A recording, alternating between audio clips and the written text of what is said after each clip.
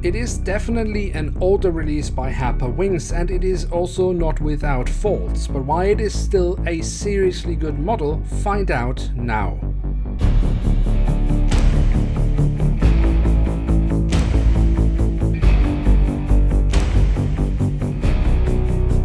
Hello and welcome to a new episode of Review, where we today will take a closer look at an AVRO AVRO85 of Lufthansa. At the front of the box we have a really lovely image of the aircraft itself. On top of the box we then have the Lufthansa CityLine branding. And the back side of the box we again have a really awesome image of the aircraft itself, and we have a little bit of additional information. So that's it for the box. Let's take a closer look inside and at the model itself. And here she is, the AVROJET AVRO85 in the 1990s colors of Lufthansa. Although the livery is a slight variant to the standard livery of the time, because the standard livery used to have a grey belly, and notice here the entire livery is white. Now, with no further ado, let's take a closer look at this aircraft model and see what it has to offer. And we start off with the tail section, where we have the old Lufthansa insignia on the vertical stabilizer. The full registration code and the German flag can be found on the fuselage. On the other side, we also have this lovely little detail of the APU exhaust.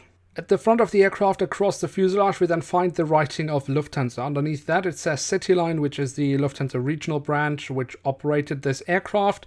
And underneath that we have the aircraft type specification. Then we also have the Star Alliance logo, of which Lufthansa is a founding member, and again the Lufthansa logo just underneath the cockpit windows.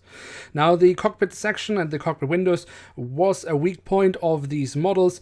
Often it was something that Herpa had issues with. It was either printed a bit wrong or the shape of the mold wasn't quite alright, but I think with this model Herpa has actually done a really lovely job. The engine nacelles of the aircraft were kept in all white, just as the fuselage. I think they look alright. Obviously they're quite small, so details are at a minimum. The backside, it's not, I mean, if it was a current release I wouldn't say it's great, but for the time I think it was pretty much alright.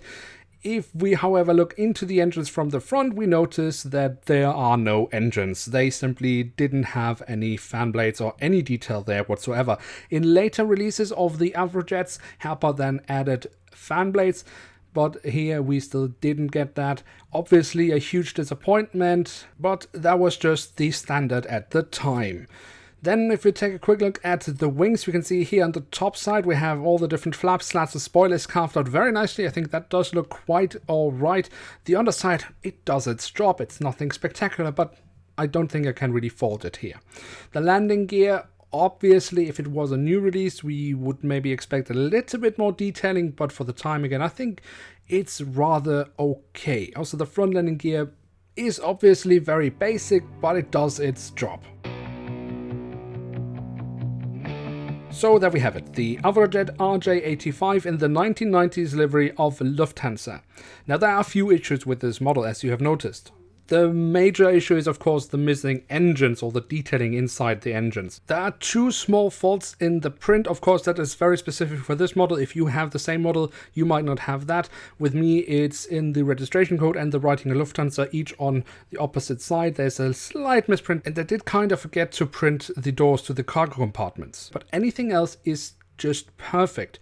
So you could maybe say that it is a bad model, but I would beg to differ. I think this is a great model from Herpa Wings, especially considering the age of the model. One, the cockpit section, we have seen far worse from Herpa Wings there. In this case, they have done really well. And also the fact that none of the plastic parts are yellow. That's also a huge thing. Many of the older Herpa Wings models, the plastic parts have turned yellowish, whether it is just from the aging process of the plastic or because they have been exposed to sunlight, but this model hasn't, and that's a huge plus. And then of course I'm a huge sucker for any of the AVROJET models. I just love them so much. I love this aircraft and I love any of the models, so I could never say that they're bad. So given a total lack of objectivity here, I would definitely recommend this for one's collection. Now with that we have reached the end of today's episode. If you have enjoyed the video then feel free to leave a like, that would be very much appreciated, and of course if you are new around here, why not hit subscribe. With that I'd like to say thank you so much for watching, hope to see you soon again. I'm checking out and bye.